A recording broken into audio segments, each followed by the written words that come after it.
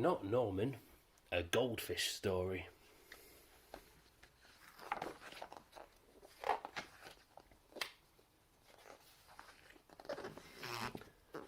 When I was given Norman, I didn't want to keep him. I wanted a different kind of pet, not Norman. I wanted a pet who could run and catch, or one who could climb trees and chase a ball of string. A soft furry pet to sleep on my bed at night, not Norman. All Norman does is swim around and around and around and around and around and around and around and around. That's it, Norman, I decide. I'm swapping you for a good pet. Norman doesn't move, not even a fin twitches. How can I swap him like this? No one will want a sorry-looking fish in a gunky bowl. When I drop Norman into his nice clean bowl, he starts dipping and flipping, flapping his fins around.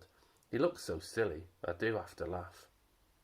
Don't think that just because you made me laugh, I'm going to keep you, I tell him.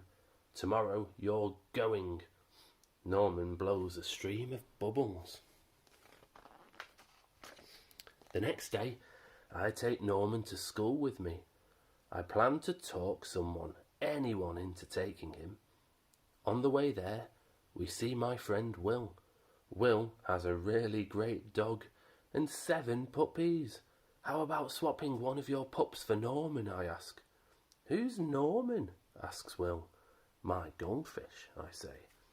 By the time I rescue Norman, half of his water is gone. I'm sorry, I tell Norman, when we get to school.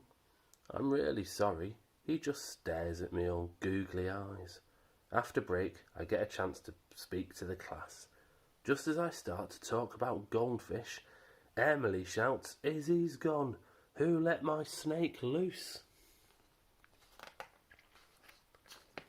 Does anyone hear the story of how I got Norman?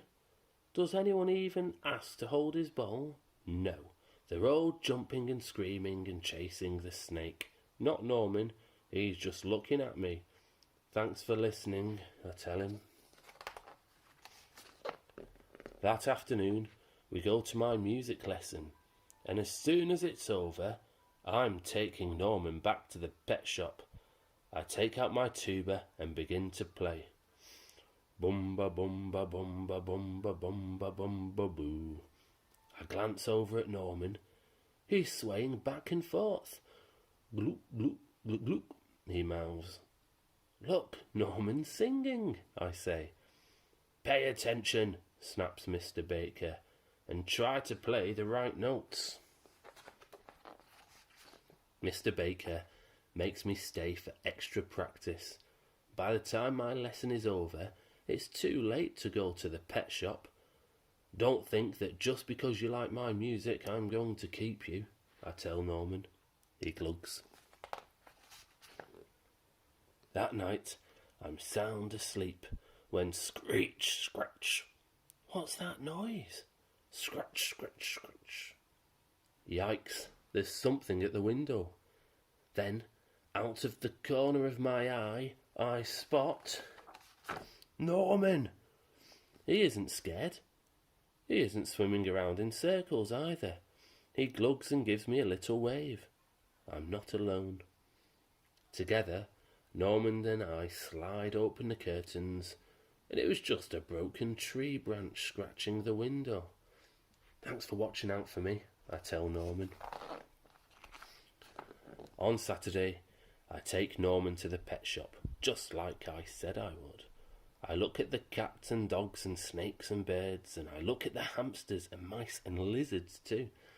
They all look like good pets, but they are not Norman.